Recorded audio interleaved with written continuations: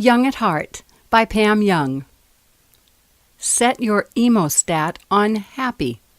I wonder if the guy who invented the thermostat got the idea from his own emotional meter.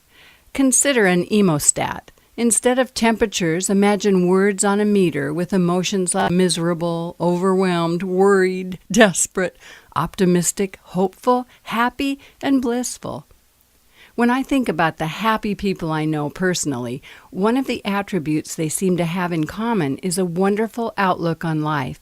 It's like they have an Emostat that's programmed for joy and contentment no matter what happens to them. Unfortunately, many of us have Emostats set on negative emotions, but we can always reprogram them for happy by deciding and practicing being joyful regardless of the forces outside of us.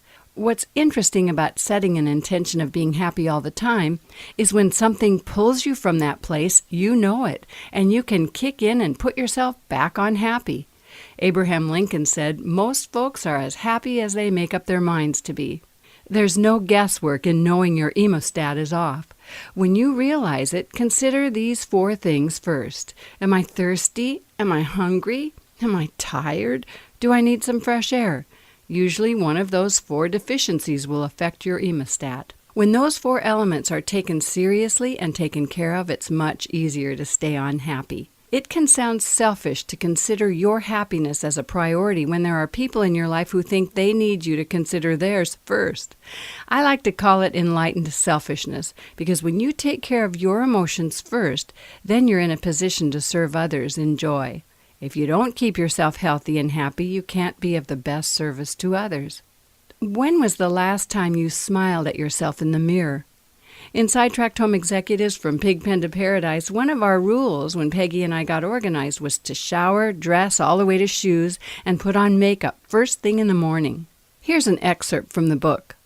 One woman returned to class with this story.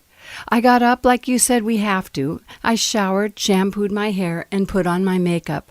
I felt wonderful. I went to wake up my teenage son, and he said, 'Aw, Mom, you slept in your clothes.' I remember it was even a bit of a shock to us to pass ourselves in a mirror and catch a glimpse of a stranger in our house. We began complimenting ourselves for looking so nice.